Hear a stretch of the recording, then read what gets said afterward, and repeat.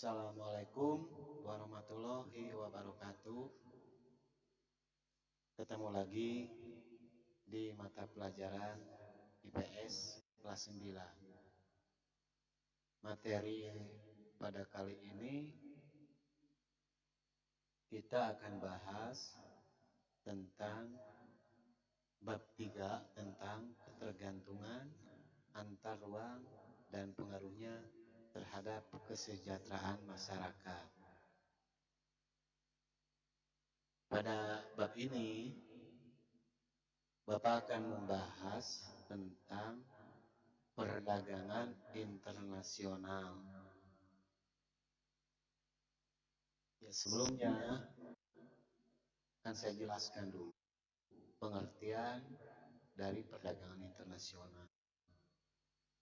Perdagangan internasional adalah suatu kegiatan atau satu aktivitas perdagangan yang dilakukan oleh dua negara yang berbeda. Ini jadi kalau suatu negara melakukan kegiatan perdagangan dengan negara lain yang diatur oleh aturan yang disepakati oleh kedua belah pihak, itulah yang disebut dengan perdagangan internasional, di mana antar negara memiliki hubungan perdagangan yang sesuai dengan kesepakatan. Artinya dibuat dulu aturan yang masing-masing menyepakatinya dan tidak merugikan salah satu pihak. Artinya saling menguntungkan antara satu negara dengan negara lainnya. Itu pengertian perdagangan internasional secara umum. Adapun bentuk perdagangan internasional itu dibagi menjadi 3. Yang pertama, perdagangan bilateral. Perdagangan bilateral ini perdagangan antar dua negara. Contoh misalkan antara negara Indonesia dengan negara Malaysia, atau Indonesia dengan Singapura, atau dengan negara lainnya. Tapi berhubungannya melakukan kerjasama perdagangannya hanya dua negara saja, tidak melibatkan negara yang lain. Ini yang disebut dengan perdagangan internasional bilateral.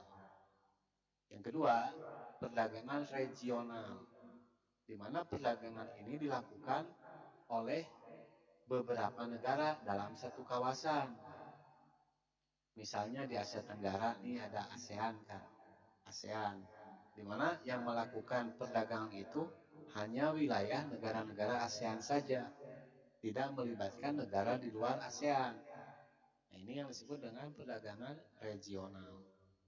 Dan yang ketiga adalah perdagangan multilateral, di mana perdagangan antar negara yang tidak dibatasi satu kawasan.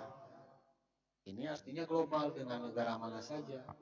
Misalkan Indonesia dengan Amerika, Indonesia dengan Inggris, atau Indonesia dengan negara-negara luar lainnya.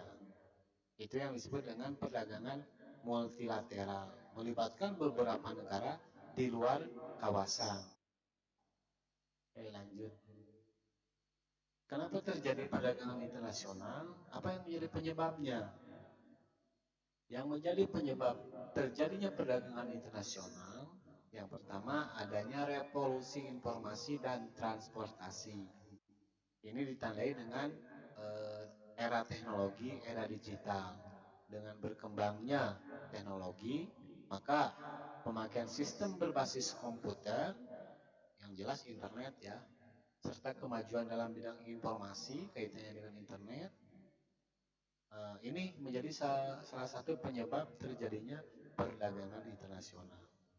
Yang kedua, interdependensi kebutuhan, di mana masing-masing negara memiliki keunggulan serta kelebihan di masing-masing aspek, ditinjau dari sumber daya alam, sumber daya manusia, serta teknologinya. Yang ketiga, liberalisasi ekonomi, mana terjadi kebebasan dalam melakukan transaksi serta melakukan kerjasama memiliki implikasi bahwa masing-masing negara mencari peluang dengan berinteraksi lewat perdagangan internasional. Salah satu perdagangan internasional ini bisa terjadi interaksi. Yang keempat, keunggulan komparatif, di mana setiap negara memiliki keunikan yang berbeda dengan negara-negara lain. Hal ini membuat negara memiliki keunggulan yang dapat diandalkan sebagai sumber pendapatan bagi negara. Contoh misalkan di Indonesia. Indonesia memiliki Pulau Bali, di mana Pulau Bali ini menjadi pulau wisata bagi seluruh mancanegara. Ini tidak ada Pulau Bali di negara-negara lain. Oke, lanjut. Mendorong perdagangan internasional. Yang menjadi salah satu faktor pendorong terjadinya perdagangan internasional ada dua. Yang pertama, perkembangan ilmu pengetahuan dan teknologi. Iptek ini, kemajuan teknologi, sistem digital, menjadi salah satu pendorong terjadinya perdagangan internasional. Yang kedua, perbedaan kekayaan sumber daya alam. Nah, contoh di Indonesia banyak hutan-hutan kayu. Itu sumber daya alam yang jarang dimiliki oleh negara-negara lain. Sehingga banyak negara-negara luar yang membeli sumber daya alam ke Indonesia. Seperti di Belitung adanya timah, di Papua adanya emas. Itu terjadi perdagangan internasional karena perbedaan kekayaan sumber daya alam. Apa manfaat perdagangan internasional? Yang jelas manfaatnya itu adalah mendatangkan devisa bagi negara. Dengan adanya perdagangan internasional, maka devisa negara itu akan tumbuh besar dan meningkat, terutama bagi eksportir dan produsen. Yang kedua, meningkatkan hubungan persahabatan. Dengan adanya perdagangan internasional, maka akan terjalin hubungan persahabatan antar negara dengan negara lainnya. Di sini dijelaskan perdagangan antar negara dapat mewujudkan persahabatan. Terus jenis perdagangan internasional itu ada ekspor dan impor ya. Di mana ekspor impor ini menjadi kegiatan perdagangan internasional yang sering dilakukan oleh semua negara. Yang kedua barter. Yang ketiga konsinyasi. Ini nanti kalian bisa dibaca penjelasannya apa.